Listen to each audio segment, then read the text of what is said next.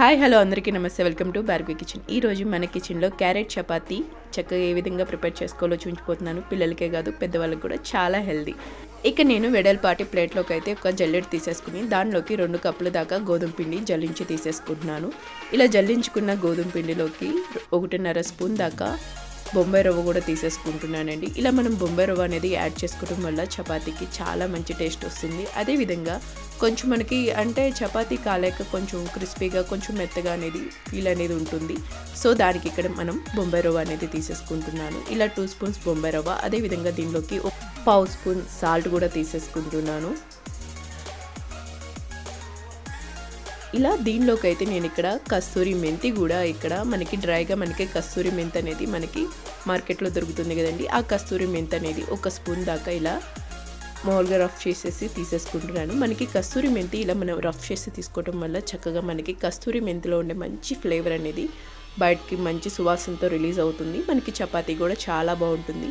ఇక నేను తురుముకున్న క్యారెట్ అనేది ఇక్కడ 1 కప్పు దాకా తీసేసుకుంటున్నానండి. ఇక్కడ నేను 2 కప్పుల గోధుమ పిండికి 1 కప్పు దాకా తురుముకున్న క్యారెట్ అనేది తీసేసుకుంటున్నాను. ఇలా మనం క్యారెట్ ఏదైనా వెజిటబుల్ అనేది తీసుకుని చపాతీ అనేది చేసుకోవడం వల్ల పిల్లలకి అంటే సపరేట్ వెజిటబుల్ పెట్టాలి అనే ఫీల్ ఉండదు. అదేవిధంగా దీనిలోకి ఒక 1.5 స్పూన్ దాకా ఆయిల్ కూడా తీసేసుకుంటున్నాను.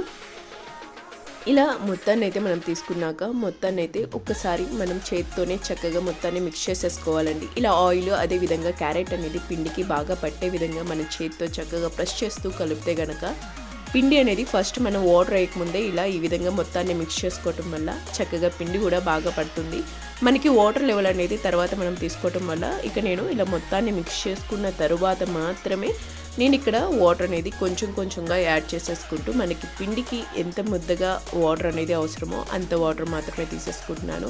ఇక నేను ఒక 1/2 గ్లాస్ దాకా వాటర్ అనేది కూడా యాడ్ చేసేసుకుంటూ మనం ఇక్కడ చపాతీ పిండిని అయితే మిక్స్ చేసేసుకుంటున్నాను. చపాతీ పిండిని ప్రిపేర్ చేసుకున్న తర్వాత చపాతీ పిండి అనేది ఒక 10 నిమిషాలు అనేది నేను ఇలా పక్కన పెట్టేసేసుకుంటున్నాను. దాని తర్వాత నేను కొంచెం పొడి పిండి యూస్ చేసేసి చక్కగా చపాతీ అయితే నేను చపాతీ కర్రతో ఇలా చక్కగా రోల్ చేసేసుకుంటే మనకి ఏమాత్రం క్రాక్స్ అనేది రాదు. అంటే మనకి క్యారెట్ వేసినప్పుడు క్రాక్స్ అనేది వచ్చాయనే ఫీలింగ్ అని ఉంటుంది. ఈ విధంగా ప్రిపేర్ చేసుకున్న చపాతీని అయితే చక్కగా ప్యాన్ మీద కొంచెం లైట్గా ఆయిల్ అనేది తీసేసుకుని ఇక్కడ చపాతీ అయితే నేను 2 సైడ్స్ ఇక్కడ చక్కగా 1 సైడ్ కాలేక సెకండ్ సైడ్ కూడా టర్న్ చేసి కాల్ చేసేసుకుంటున్నాను.